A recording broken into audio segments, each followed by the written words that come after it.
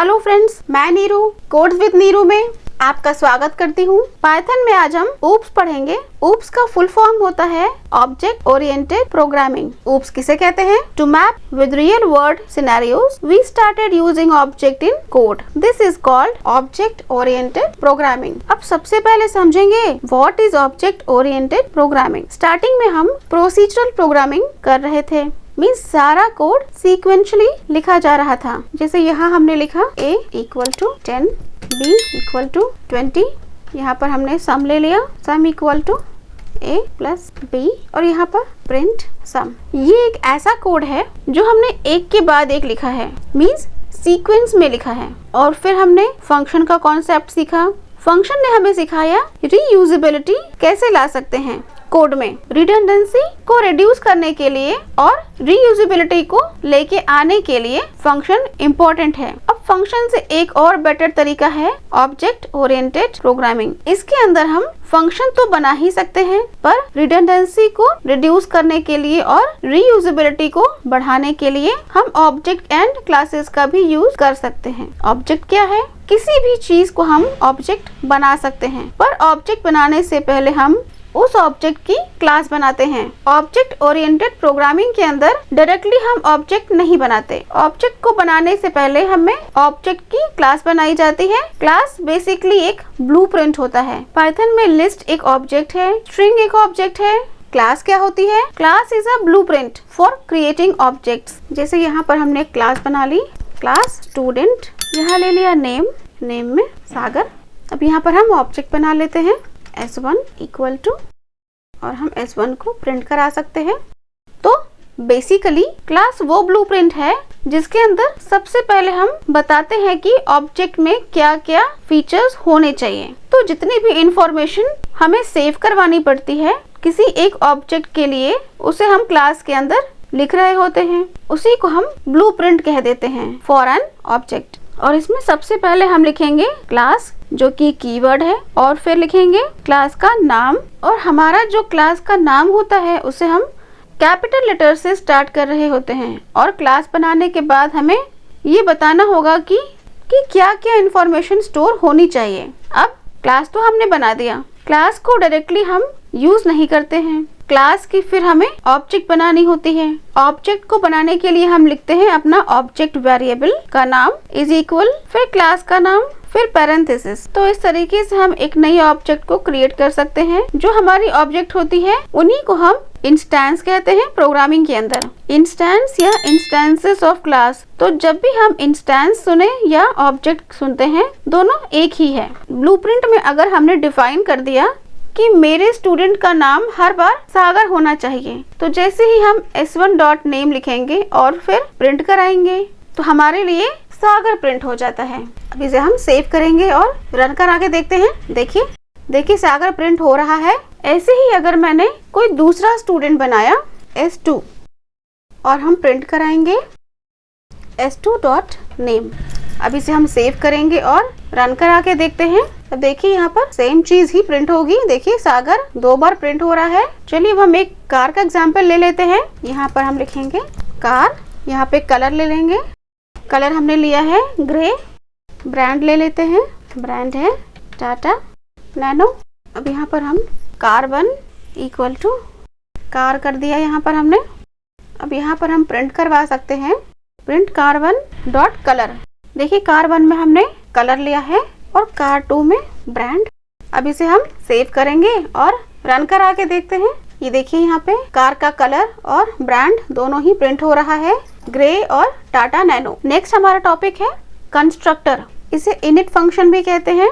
क्या होता है ये? All classes have a function called init which is always executed when the class is being initiated। अब constructor क्या होता है? All classes have a function called init which is always executed when the class is being initiated। Constructor init function है, एक special function होता है हर एक class के अंदर जिसे हम init फंक्शन कहते हैं। इसे हम कंस्ट्रक्टर भी कहते हैं। ये जो फंक्शन है ये ऑब्जेक्ट क्रिएशन के टाइम पर इन्वोक होता है। इन्वोक मीन्स एग्जीक्यूट होता है जब भी कोई नई एक ऑब्जेक्ट क्रिएट होती है। अभी देखिए अपने इस प्रोग्राम में क्लास के अंदर हमने कोई इनिट फंक्शन नहीं लिखा है, तो भी पाइथन ऑटोमेटिकली हमारे लिए इनिट फंक्शन क्रिएट करती है और उसको एग्जीक्यूट जरूर करेगी, चाहे आपने इनिट फंक्शन लिखा हो या नहीं, इनिट फंक्शन जरूर एग्जीक्यूट होगा।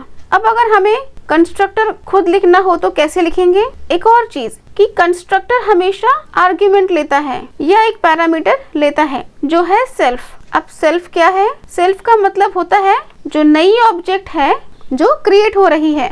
मीन्स हम ये जो C1 ये जो नई ऑब्जेक्ट क्रिएट कर रहे हैं इसे ही हम सेल्फ कह रहे हैं, मीन्स खुद। तो ये जो ऑब्जेक्ट है जिसके क्रिएशन पे कंस्ट्रक्टर कॉल होता है इसी का ये रेफरेंस होता है। अब जैसे ही हम इसे सेव करके ये प्रोग्राम रन कराएंगे तो देखिए ये न्यू स्टूडेंट प्रिंट हो जाएगा, क्योंकि ये तो कंस्ट्रक्टर है, ये अपने आप ही इन्वोक हो जाता है, ये अपने आप ही कॉल हो जाता है। हम चाहें तो इस सेल्फ को भी प्रिंट करवा सकते हैं।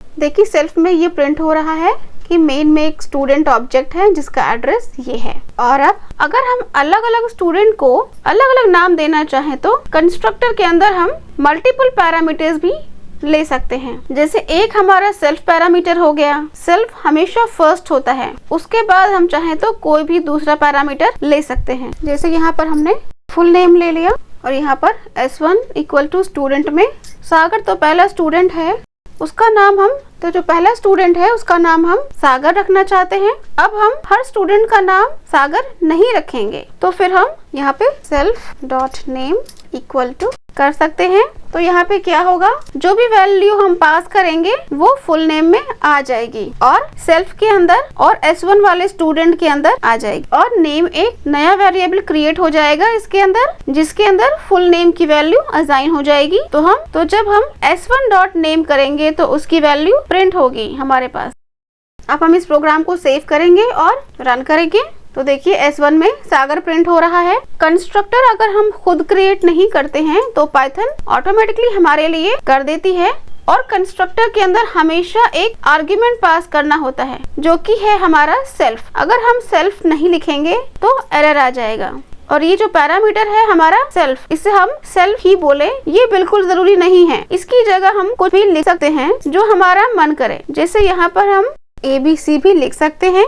अब ये कोड भी पूरी तरीके से वैलिड है और यहाँ पर कोई एरर भी नहीं आएगी, पर क्योंकि यहाँ सारे प्रोग्रामर सेल्फ ही लिखते हैं तो हमें भी सेल्फ ही लिखना है।